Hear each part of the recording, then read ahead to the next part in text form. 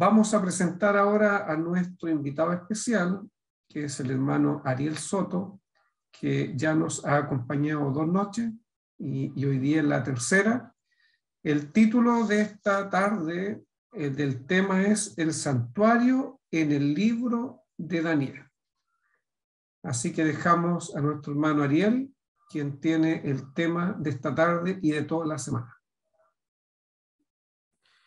Muchas gracias, hermano Carlos.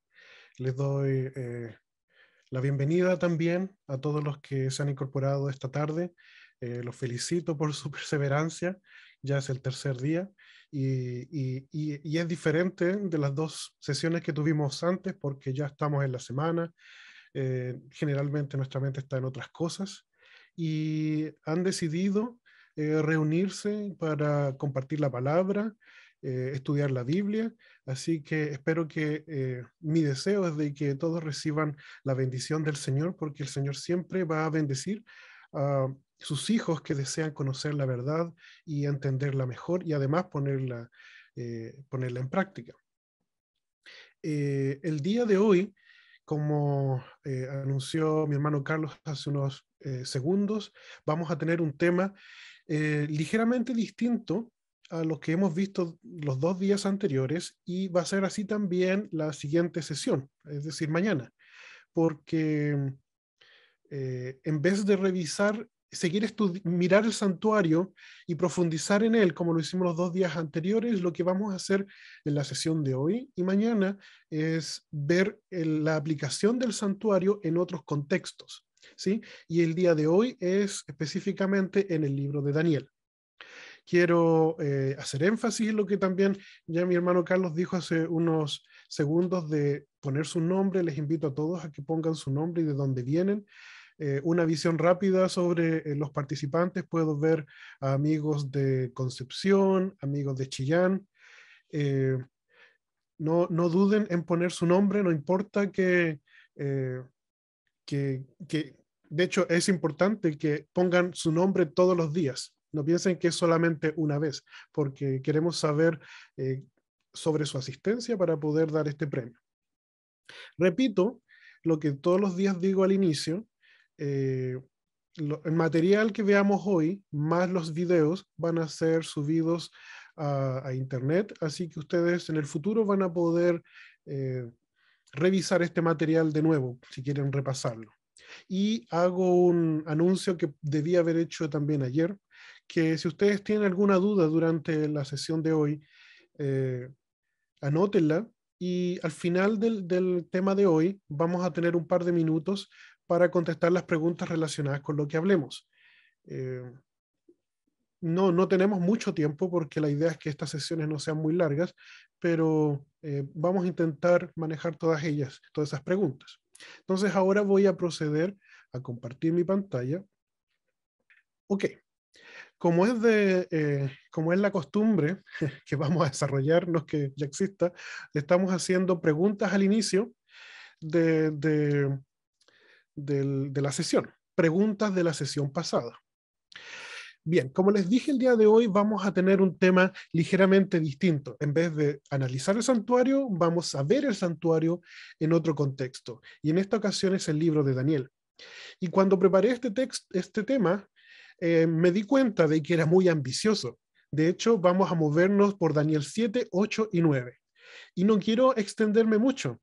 Y para quienes están acostumbrados a estudiar Daniel y Apocalipsis, saben de que un seminario de Daniel es imposible hablarlo en una sesión de unos 40 minutos. Entonces, ¿qué es lo que vamos a hacer acá? Vamos a tratar de ser consistentes y solamente poner nuestros ojos en el santuario a través de estos 3 capítulos. Pero voy a hacer mi esfuerzo de entregar el suficiente contexto para nuestros amigos que no están muy familiarizados con Daniel. Voy a tratar de igualmente ir entregando contexto, y al final también voy a dar algunas herramientas para estudiar más en profundidad lo que no alcancemos a ver con la profundidad que uno quisiera. El texto para hoy está en Daniel 7, versos 9 y 10, que dice: Estuve mirando hasta que fueron puestos tronos y se sentó un anciano de días. Y fíjense que las características van a ser muy claras para identificar a este anciano, cuyo vestido era blanco como la nieve. ¿Se acuerdan de la ropa blanca que significa justicia? Estudiamos ayer. El pelo de su cabeza como lana limpia, es decir, blanco también. Su trono llama de fuego y sus ruedas del mismo, y las ruedas del mismo fuego ardiente. Dios es fuego consumidor, así que el símbolo es clarísimo aquí. Un río de fuego procedía y salía de delante de él, millares de millares le servían, millones y millones asistían delante de él. Está claro que hablamos del Padre. El juez se sentó y los libros fueron abiertos.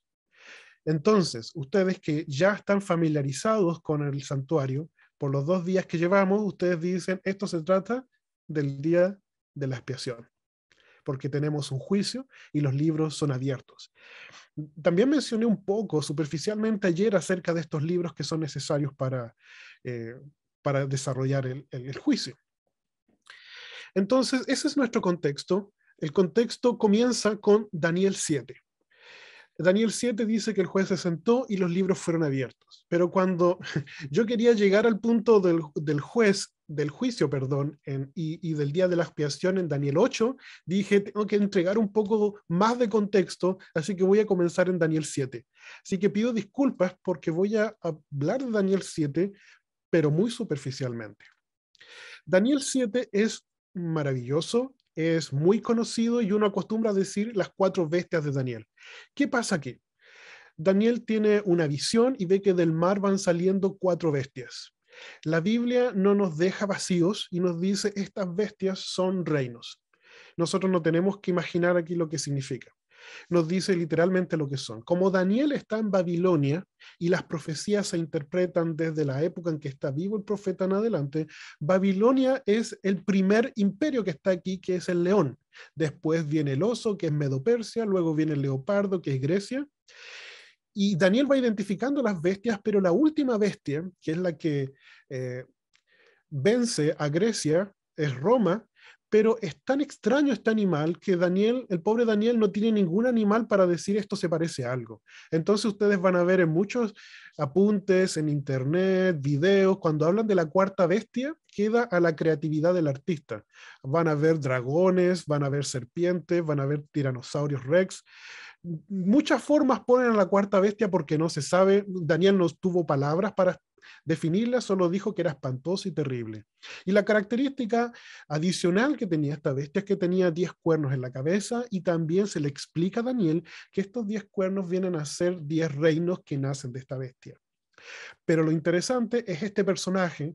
Necesitamos hablar de este personaje porque es mencionado en Daniel 8, que es la base de nuestro estudio de hoy.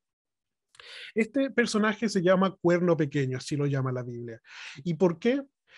Porque era un cuerno aparentemente más pequeño que los otros 10 cuernos, pero se veía, daba la impresión de que era más grande, aunque era más pequeño. Y era el único cuerno que tenía la característica de tener ojos y boca. Y además hablaba grandes cosas.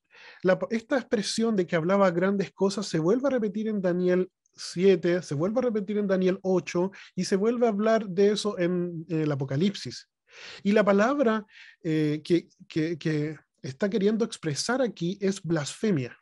Es importante entender esto porque nos va a dar una de las tantas pistas para saber quién será el cuerno pequeño, quién será este poder que nace de Roma y que además tiene ojos y boca. Resulta que lo que él dice, blasfemia, no es algo que tengamos que buscarlo en el diccionario. No tenemos que pensar que es blasfemia. Yo he preguntado en otras ocasiones a las personas qué significa blasfemia. Y las personas dicen hablar mal de Dios, burlarse de Dios, jugar con su nombre puede ser. Y saben que no es nada de eso. Tenemos que ir a la Biblia y ver dónde aparece la blasfemia. Y yo creo que muchos se acuerdan de la ocasión en que Jesús fue llamado blasfemo.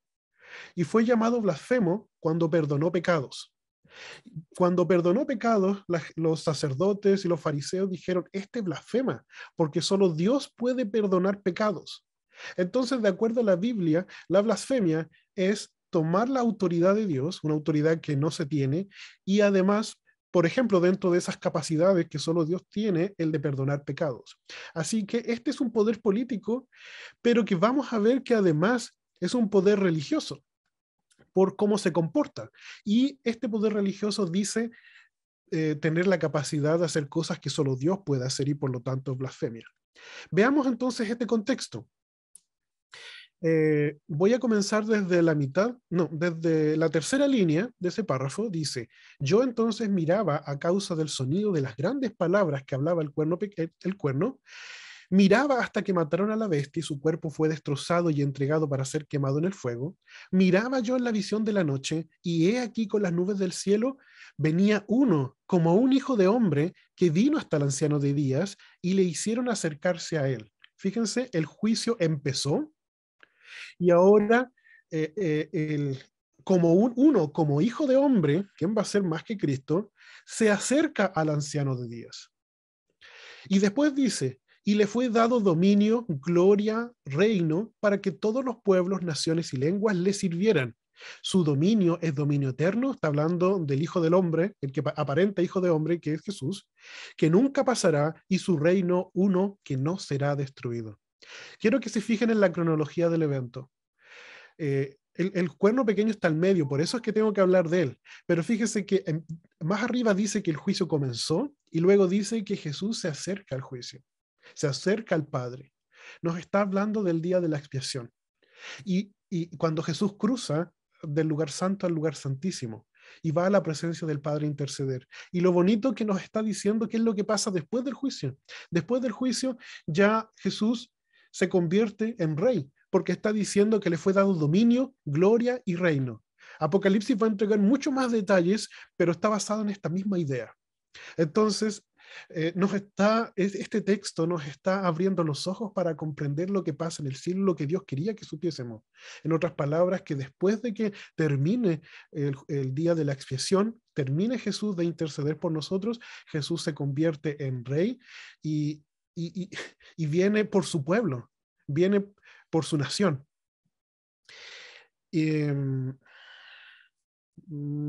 Ok, creo que comenté lo que quería comentar aquí. Yep. Nos movemos entonces y ahora vamos a ver un poco el ejercicio del cuerno pequeño.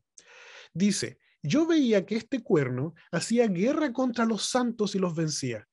Mientras voy leyendo, piensen de que yo dije de que este era un poder político como los otros porque era un cuerno, y así se explica en Daniel qué significa que es un poder político.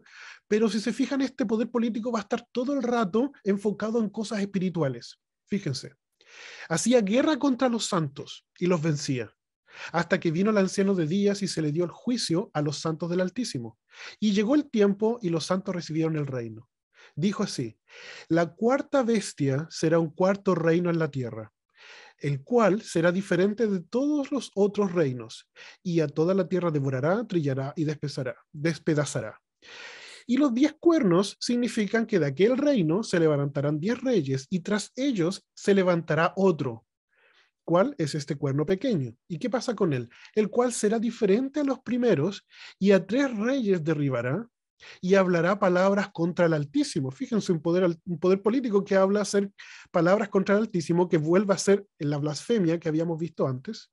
Y a los santos del Altísimo quebrantará, pensarán cambiar los tiempos y la ley, y serán entregados en su mano hasta tiempos y medio tiempo. Entonces, tenemos un personaje muy particular. Es un poder político, pero altamente enfocado en temas religiosos. Así que necesitamos trabajar un poco para identificar a este cuerno, porque nos va a aparecer de nuevo en el capítulo 8. Y dice, resumiendo, y aquí es donde yo pido disculpas de que voy a saltarme muchas otras ideas que podrían ser discutidas, es un poder que aparece desde Roma, que para nacer tiene que destruir a otros reyes, 3 de los 10 que habían, y nosotros sabemos que estos son los ostrogodos, los visigodos y los vándalos, tribus que fueron eliminadas por este poder. Sería un poder diferente a los otros reinos, a pesar de su tamaño territorial, tendría un gran poder sobre la mayoría de los países de Europa, que era todo el mundo conocido hasta esa época. Enseñaría cosas contrarias. Intentaría cambiar los mandamientos, porque eso es lo que decía anteriormente, cambiar los tiempos y la ley. Y perseguiría y destruiría a los que no aceptasen la autoridad de sus enseñanzas. Me voy a saltar al número 9, que dice se colocaría en el lugar de Cristo. Ese es un punto que todavía no está discutido, pero va a aparecer en el capítulo 8.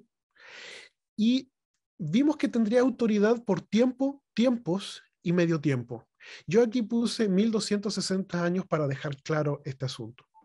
En este punto. Quiero en este punto dejar claro de que es el único poder político que cumple estos requisitos y que además ha pasado y que además ha sido expresado en el Apocalipsis y en los siguientes capítulos de Daniel, es una autoridad política y religiosa que podemos identificarla como el papado. Esta identificación no es un asunto que pertenezca a un grupo en particular religioso. Es simplemente lo que las características expresadas en la Biblia vienen a reflejar. Quiero que se ponga un énfasis en este asunto. Esta profecía no habla acerca de los feligreses que aman y siguen esta religión. No está hablando de ellos, está hablando de la autoridad, de la institucionalidad que representa el papado. ¿Sí? La autoridad no tiene que ver con los feligreses.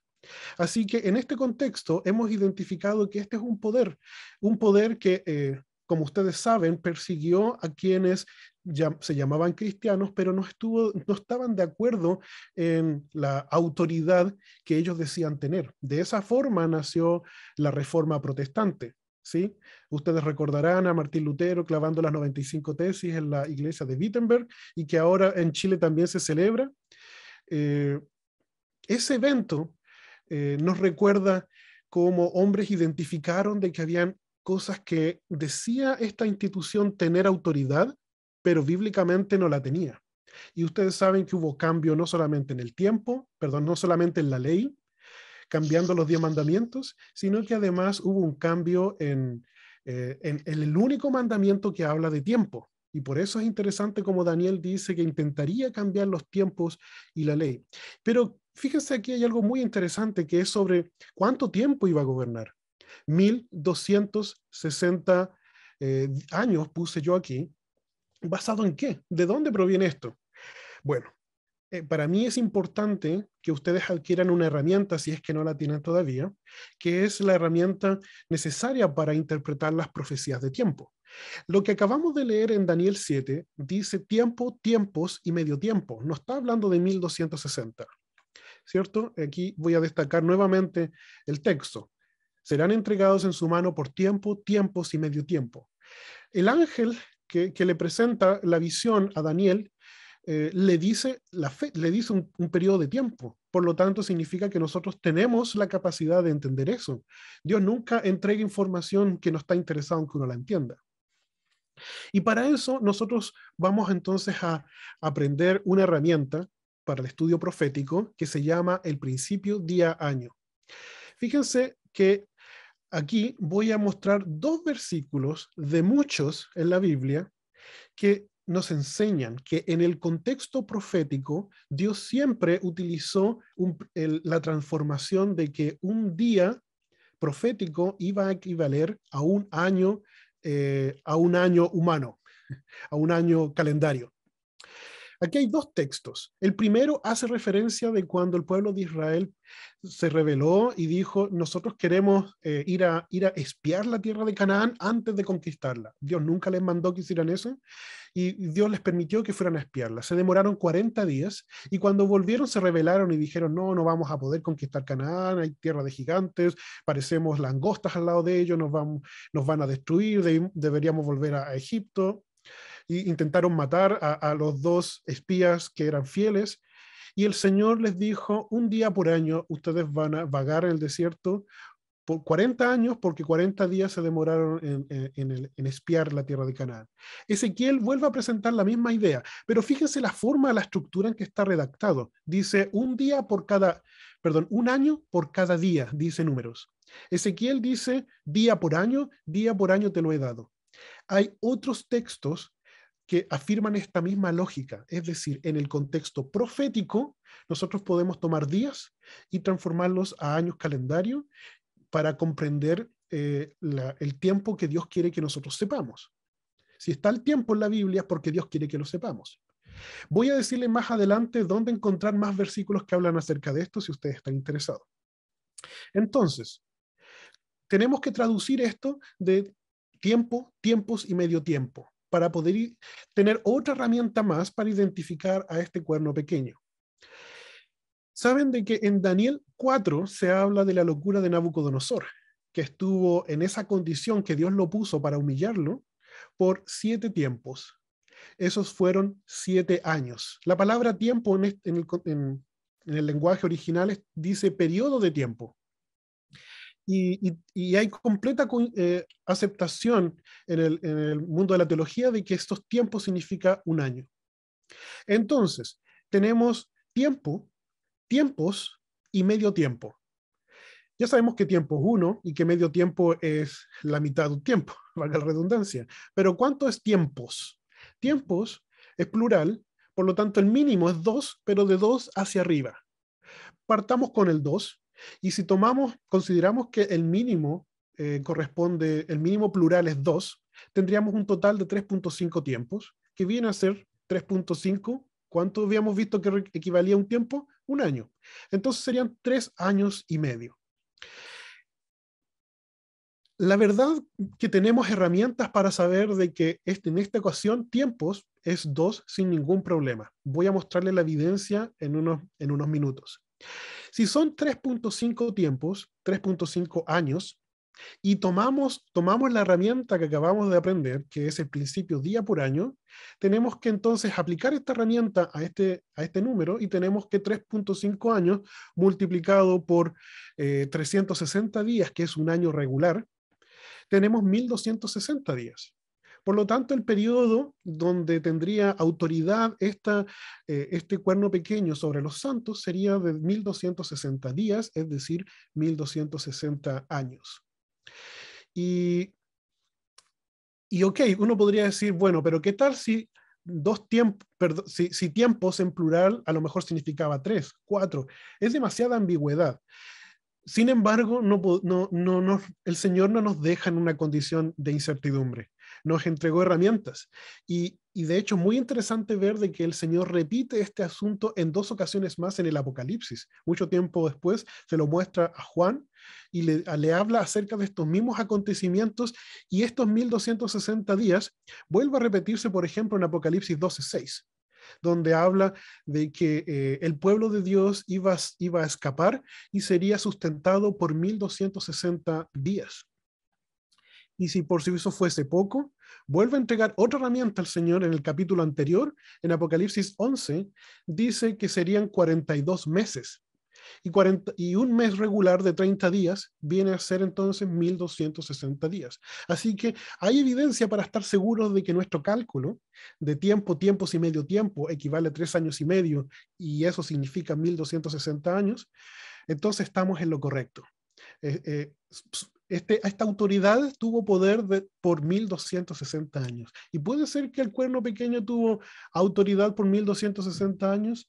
No es difícil calcular que desde que cuando este cuerno pequeño salió y votó a los 3, el último reino que votó para poder tener autoridad fueron los ostrogodos, y fue en el año 538.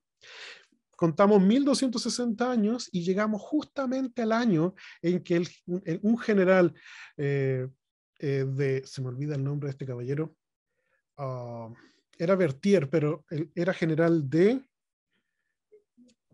Napoleón. De Napoleón, muchas gracias. El general Berthier, que era general de Napoleón, en el año 1798 capturó a Pío VI. Y desde ese momento que no tiene autoridad política. Es decir, no tiene autoridad de tomar un ejército y decir, tomen a estas personas y si no me obedecen van a ser quemados. Ustedes saben que la Santa Inquisición quemó a la mayoría de los reformadores. Probablemente Lutero fue uno de los pocos que no conoció la hoguera, habiendo sido reformador. Entonces, efectivamente, es una autoridad religiosa que tuvo autoridad política por 1260 años. Así que, ya teniendo identificadas dos cosas que para mí era importante antes de pasar a este punto. Uno, habiendo identificado a este personaje, el cuerno pequeño. Dos, teniendo la herramienta llamada principio día por año, podemos proceder a Daniel 8, donde aparece el versículo que a nosotros nos interesa. En Daniel 8, Daniel vuelve a tener otra visión. En este caso, Babilonia ya ha sido destruido. Ustedes recordarán la historia donde aparece la mano escribiendo en la pizarra, en el muro del palacio de Belsasar, porque Belsasar había traído las copas, los vasos y los utensilios del santuario que su padre había traído desde Babilonia y los trajo para una fiesta tipo orgía. En ese momento estaba siendo Babilonia rodeado por los medos persas, pero ellos estaban en fiesta porque Babilonia era una ciudad muy fortificada. Sin embargo, en esta condición aparece esta mano y le dice que su reino ha sido pesado y que esa noche básicamente iba a morir, y así fue, y Babilonia dejó de existir. Daniel ahora está en Medo-Persia. Como les comenté antes, las profecías comienzan desde la época del profeta en adelante. Ahora ve de nuevo dos animales, y estos dos animales, ninguno de ellos Babilonia, sino que comienza con Medo-Persia y con Grecia. No hay que inventar cosas para su interpretación. La Biblia nos dice literalmente lo que es. El macho cabrío representaba a Grecia, el carnero representaba a Medo-Persia. Como ustedes saben, Grecia destruye a Medo-Persia, y de Grecia, luego de Grecia, aparece Roma. En este contexto, en la profecía que está viendo Daniel, aparece nuevamente el cuerno pequeño, pero de algo un poco más confuso que no quiero explicar esta tarde, que son los cuatro vientos. Desde la muerte de Alejandro Magno, se divide el reino, los generales de Alejandro se dividen el reino, de estos reinos toma posesión Roma, y desde Roma nace nuevamente el cuerno pequeño. Vuelve a aparecer este mismo personaje que estuvo en la profecía anterior. Entonces leo ahora el versículo 9 en adelante del capítulo 8, dice: y de uno de ellos salió un cuerno pequeño, el mismo personaje, y creció mucho al sur y al oriente y hacia la tierra gloriosa, y se engrandeció hasta el ejército del cielo, y parte del ejército y las estrellas se echó por tierra y las pisoteó. Aunque, fíjese que continuamente hablando cosas relacionadas con la espiritualidad. Por eso es un reino político religioso. Aún se engrandeció contra el príncipe de los ejércitos, y por él fue quitado el continuo. Ok, tengo que hacer una pausa aquí. La palabra sacrificio no está en la Biblia originalmente. Yo no sé si alguien tiene una Biblia más moderna que la palabra sacrificio no aparezca, pero los traductores pusieron sacrificio porque les hacía sentido poner continuo sacrificio. Pero ustedes ya están capacitados por los 2 días anteriores, y ustedes saben de que no solamente el sacrificio era continuo. En el lugar santo también estaba la mesa, la lámpara y el altar del incienso, y vimos que esos 3 muebles eran también un servicio, una administración continua. Así que cuando dice aquí, dice explícitamente que el cuerno pequeño intentará quitar el continuo. Significa, en otras palabras, que quiere quitar la mediación de Cristo, quiere sustituir la mediación de Cristo, quiere, en vez de que Cristo sea el mediador, que sean otro el mediador, quiere ser de hecho él el mediador. Y por eso nosotros sabemos de que esta autoridad religiosa ha enseñado de que tenemos que ir a otros mediadores, tenemos que alcanzar a Dios por otros medios. Y nosotros estudiamos ayer y antes de ayer que solo Cristo es el mediador, Cristo es el abogado, Cristo es el camino, yo soy el camino, la verdad y la vida, yo soy la puerta, dijo Jesús. Entonces sabemos que existe solo un mediador, pero esta otra autoridad religiosa enseñaba y enseña de que existe otros mediadores, de que hay que sustituir esa mediación también. Entonces, por eso intenta quitar el continuo, que es la obra de mediación. y el lugar de su santuario fue echado por tierra. Y a causa de la prevaricación, yo sé que estas palabras algunas son más complejas de las que quisiéramos, y lamentablemente no es algo que vayamos a hablar hoy día, pero déjenme enfocarme en los textos que son relevantes para nuestro estudio de hoy. Y a causa de la prevaricación le fue entregado el ejército junto con el continuo, y echó por tierra la verdad, e hizo cuanto quiso, y prosperó.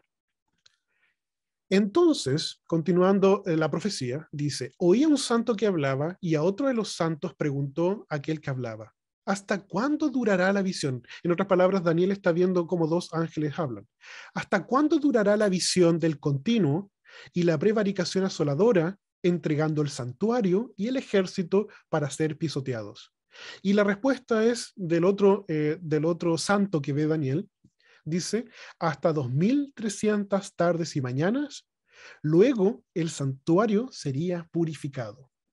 Y ustedes ya tienen las herramientas necesarias para entender esto, de acuerdo a lo que hemos estudiado en estas 2 sesiones. Primero, sabemos de que tenemos la herramienta para interpretar la fecha, porque dice 2300 tardes y mañanas, significa días. En otras palabras, hasta 2300 días, luego el santuario sería purificado. Y ustedes ya saben lo que significa purificar el santuario. Es el día de la expiación, es el juicio de Dios. Es lo que hemos visto hasta acá. Entonces, teniendo eso en mente, yo quiero hacer un pequeño paréntesis. Había puesto esta diapositiva entre medio porque quería hacer un énfasis en la mediación. Pablo nos dice, acerquémonos pues confiadamente al trono de la gracia, para alcanzar misericordia y hallar gracia para el oportuno socorro. ¿Por qué dice Pablo esto? Porque dice que en Jesús tenemos un mediador que nos permite acercarnos al trono de la gracia. Y nadie puede arrebatarnos esa mediación. Por lo tanto, por más que se predique una mentira, nunca va a convertirse en verdad. Entonces, ahora sí, cierro ese paréntesis. Tenemos este contexto, 2300 tardes y mañanas y el santuario será purificado. Estas 2 cosas tenemos que responderlas.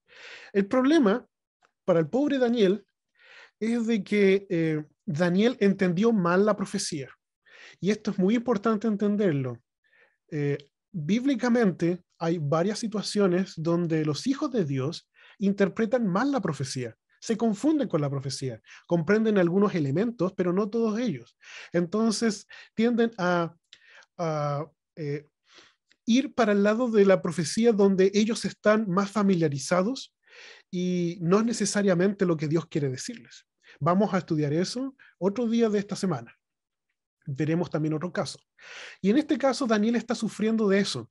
Está malinterpretando la profecía. ¿Por qué?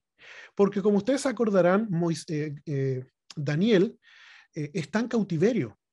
Estaba en Babilonia como cautivo, se lo llevó Nabucodonosor al palacio y yo les había contado ya las sesiones pasadas, de que eso fue porque el pueblo de Dios había sido rebelde y Dios le había anunciado que se arrepintiera y no lo hizo. Entonces, cuando sucede esto, el mismo profeta que estuvo abogando por el pueblo y que no lo escucharon, dejó un mensaje de Dios. Y este mensaje era de que servirían estas naciones, perdón, voy a leer completo el versículo mejor. Toda esta tierra será puesta en ruinas y espanto, y servirán estas naciones al rey de Babilonia 70 años. Entonces, Daniel sabía que el pueblo de Israel iba a estar en cautiverio por 70 años. Y Daniel está bastante viejito a esta altura. Piensen de que Daniel no salió recién nacido, era un joven cuando salió de Babilonia. Y falta poco para que se cumplan estos 70 años, así que imaginémonos a Daniel de entre unos 80 y 90 años. Y Daniel dice, falta poco para que se cumpla esta profecía. Mi pueblo va a volver nuevamente a la ciudad, a Jerusalén, van a poder vivir nuevamente en su nación. Y viene y aparece esta profecía que dice 2300 tardes y el santuario será purificado. Fíjense que el santuario fue destruido. Entonces, este era un rito anual, la purificación del santuario. Entonces Daniel dice, en 2300 años no va a haber una purificación. Significa que en 2300 años no vamos a volver a nuestro país y vamos a reconstruir el templo. Entonces Daniel se angustia. Se pone triste porque piensa de que el Señor ha visto de que el pueblo de Israel, disperso por el mundo, ha sido un pueblo ingrato, infiel. Entonces, en vez de 70 años, van a estar 2300 años lejos de su país. Entonces, por eso Daniel comienza Daniel 9 en una oración. Gran parte de Daniel 9 es una oración de intercesión por su pueblo. Y por eso aquí yo quise poner el verso donde dice que Daniel fue al profeta Jeremías como para decir, me habré equivocado, habré entendido mal estos 70 años, querrán decir otra cosa, porque si Dios me está hablando ahora de 2300 años, fíjense en esto, Daniel comprendía claramente el principio día por año.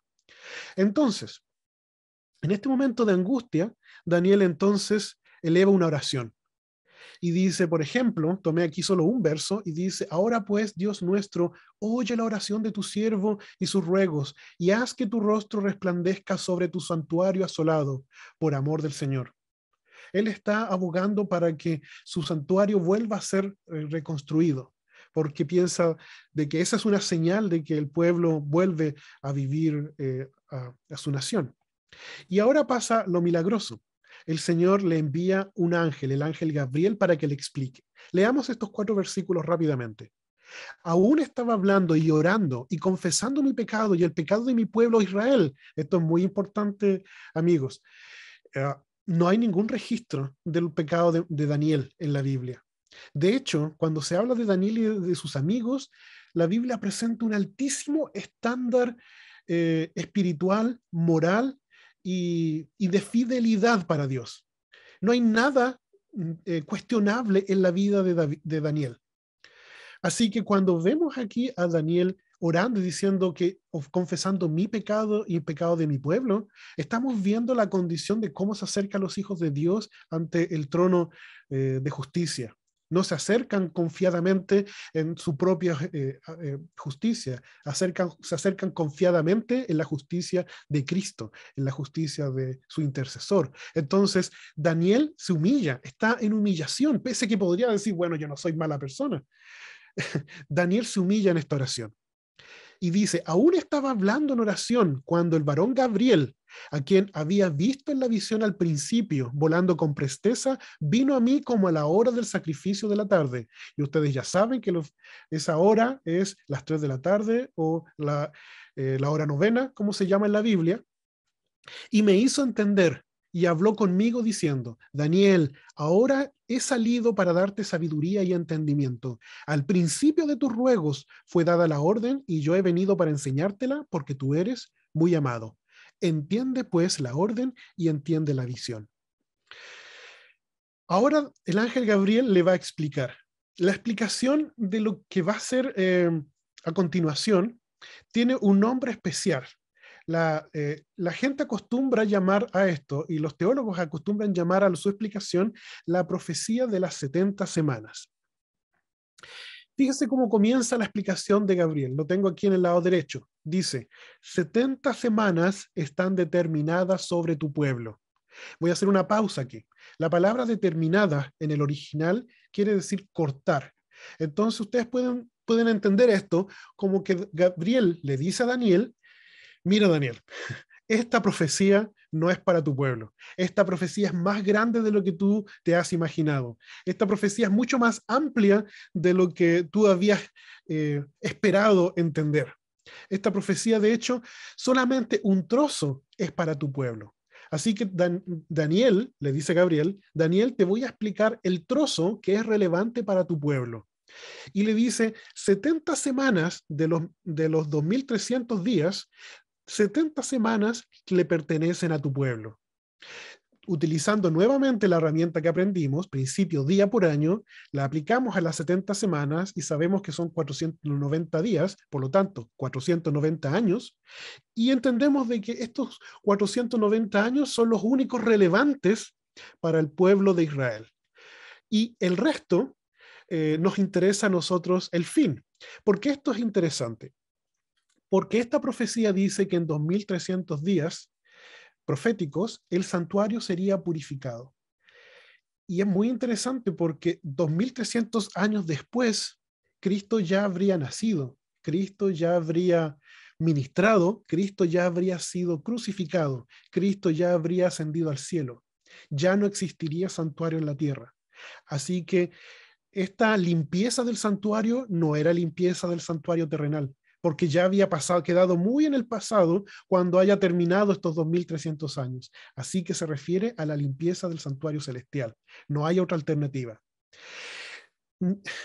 Yo me hubiese gustado poder comentar con mayor profundidad el tema de las 70 semanas, pero me di cuenta de que no es posible hacerlo en un contexto de 5 minutos, en 5 minutos explicar las 70 semanas. Pero voy a ayudar un poco con unas herramientas para que ustedes puedan profundizar exclusivamente en las 70 semanas, fuera del contexto de nuestro estudio del santuario.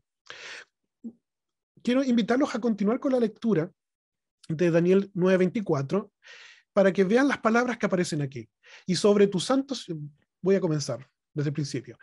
70 semanas están determinadas sobre tu pueblo y sobre tu santa ciudad para terminar la prevaricación, poner fin al pecado, expiar la iniquidad, para traer justicia perdurable, sellar la visión y la profecía y ungir al santo de los santos.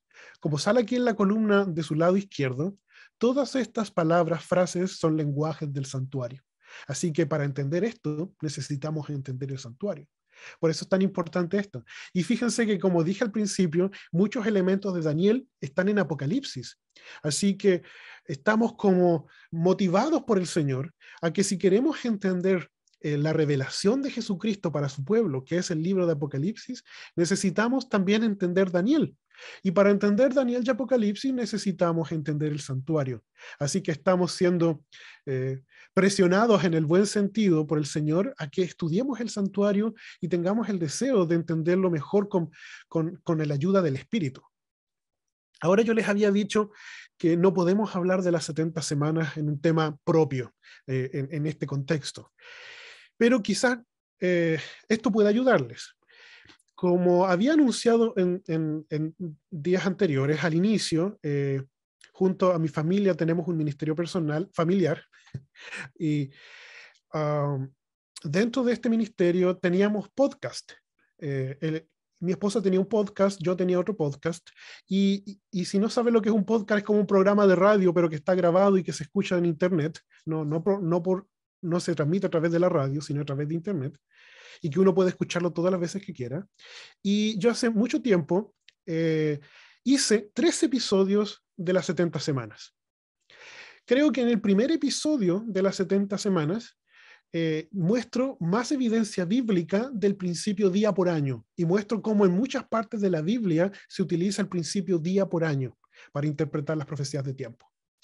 Pero me demoré, cada episodio dura aproximadamente 10 minutos, y en total entonces serían 30 minutos solamente de la profecía de las 70 semanas. Entonces, como no quise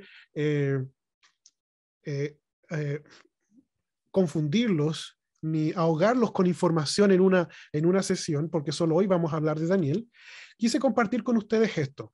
Aquí aparecen el link de los 3 episodios. Ustedes, si van a ese link, pueden sacarle una imagen, una fotografía. Van a encontrar los 3 episodios de los podcasts.